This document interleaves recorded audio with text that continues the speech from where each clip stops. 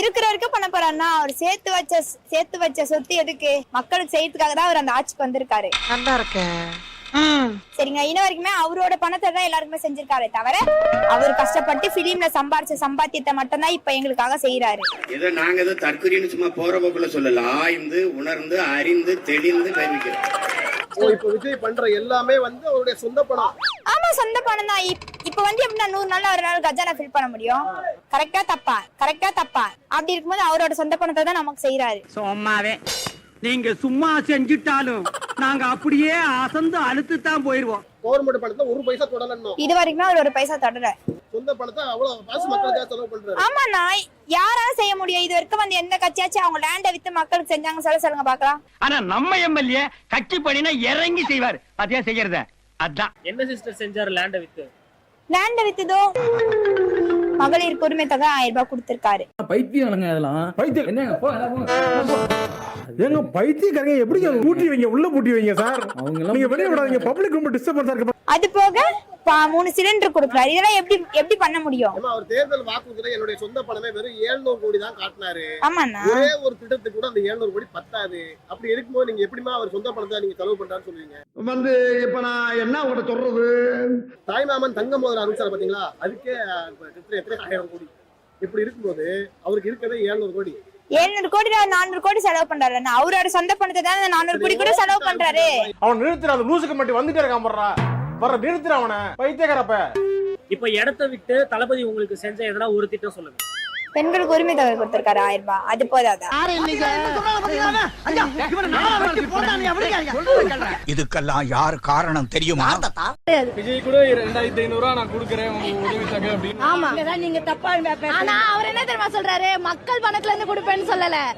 ஏன் பணம்? நான் ஏன் பணத்தை தரேன்? மக்கள் பணம் எனக்கு தேவையே கிடையாதுன்றாரு. ஆனா வெதை நான் போட்டது இதெல்லாம் பெருமையா? நீங்க பசுமையான தமிழ்நாட்டை என்னால் உருவாக்க முடியும். அப்ப நான் அந்த பதவியில நான் தலைவரோட இருந்திருந்தேன்னா, பக்கத்துல எனக்கு ரூம் கொடுத்து அவர் என்னை உட்கார வச்சிருந்தாருன்னா அந்த பதவியோட, இன்னைக்கு அந்த தண்ணி மட்டும் இல்ல எத்தனையும் நல்லது என்னால் செய்ய முடியும். இப்படி சாதாரண கேசவனா இருந்த என்ன இவ்வளவு பெரிய கேனைன் ஆக்குறது ஐயா தான். இந்த மாதிரி பல கேனைன்களை உருவாக்கணும்னு ஐயாவை ரொம்ப வேண்டிக்கிறேன். அடுத்த 200-300 வருஷங்களுக்கு தமிழ்நாட்டுக்கு எவ்வளவு தண்ணி தேவையோ அந்த மாதிரி 4 மடங்கு என்னால தண்ணியை உருவாக்கி தர முடியும். செலவே இல்லாம அதுக்கான வேலையை செஞ்சுட்டு இருக்கேன். இது சம்பந்தப்பட்ட இடத்துல பேசிட்டு இருக்கு. ஏன் ஓபன் பண்றேன்னா இது நடக்க போகுது. நீ நல்லா தள்ளுவ அந்த கிணப்புலையும் ஏதோ ஒன்று இருந்திருக்கல. ஒரு சிம்பிளாக சொல்கிறேன், விஜய் கரூர் எழுத்தையும் மறந்துடு. உங்கள் ஊரில் உங்கள் சொந்தக்காரங்க ஒருத்தருக்கு செத்து போயிட்டாங்க சரியா? நீ ஃபோன் பண்ணி ஏன்பா ஒரு ஒய்ஃப் இருந்தால் கொஞ்சம் வர சொல்லு, நான் ஆறுதல் சொல்லணும்னு நீ சொன்னால் எப்படி பாருங்க? அறிவே இல்லையா உங்களுக்கு? இப்போதும் மக்கள் எதை விரும்புகிறார்கள் என்பதை புரிந்து கொண்டு விஜய் பேசுகிறார் என்று தான் நான் புரிந்து கொள்கிறேன். மக்கள் ஏத்துக்கிட்டாங்க. மக்கள் ஆர்ப்பரிக்கிறார்களா?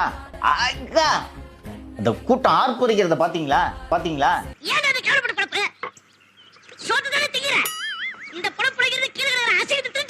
பள்ளி கல்வித்துறையில் நிலவிய லஞ்சத்தால் தானே பாதிக்கப்பட்டதாக சட்டப்பேரவையில் கூறிய நிதியமைச்சர் மரிய வில்சன் 2 நாட்களில் தனது நிலைப்பாட்டை மாற்றியுள்ளார். சில இடத்துல பாத்தீங்கன்னா கட்டாயப்படுத்தி தான் காசு வாங்கியிருக்கிறாங்க. அதுல ஒரு மிகப்பெரிய ஒரு பாதிக்கப்பட்ட ஆள் நான். சாட்சின்னு கேட்கறாங்க, எவிடன்ஸ் கேட்கறாங்க. நானே ஒரு எவிடன்ஸ் தான், நானே ஒரு சாட்சி தான். என்னையா ஓவரா பேசுறானே தவிர பாம்ப வெளிய வர மாட்டேங்கிறானே. எந்த இடத்துல, எந்த டி நகர்ல, எந்த இடத்துல, குளோபல் அப்படின்னு ஒரு இடத்துல எவ்வளவு அமௌண்ட் கொடுத்தோம் எல்லாம் நானே சொல்ல முடியும், எல்லாரும் சொல்ல முடியும். தைரியமா சொல்றான். 2 days later நீங்க லஞ்சம் கொடுத்ததே தவறுன்னு சொல்றாங்க. அப்படி இல்ல, நான் வந்து ஒரு விட்னஸா தான் இருந்திருக்கேன். நான் விட்னஸ், அது வந்து லஞ்சம் கிடையாது. பேக் அடிச்சிட்டான் பாத்தியா?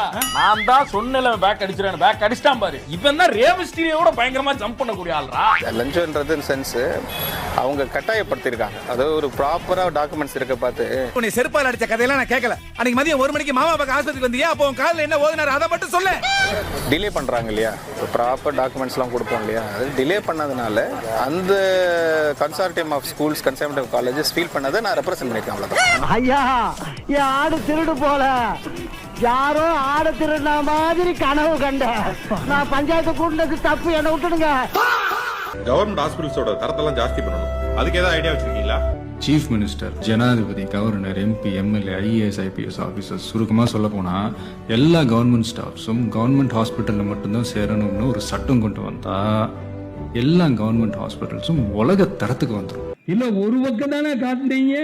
மறுபக்கம் காட்டியிருந்தா தெரிஞ்சிருக்கும்ல. சென்னை ஆழ்வார்பேட்டை சித்தரஞ்சன் சாலையில் உள்ள தனியார் கிளினிக்கிற்கு வருகை தந்த முதலமைச்சர் விஜய் அங்கு மருத்துவரை சந்தித்து தனது உடல்நிலை குறித்து மருத்துவ ஆலோசனை பெற்றார். இதுக்கு 4 பேர்த்த மூத்திரத்தை வாங்கி மடக்கு குடிக்க வேண்டியதானே? ஏன்டா இந்த வேலை பாக்குறீங்க?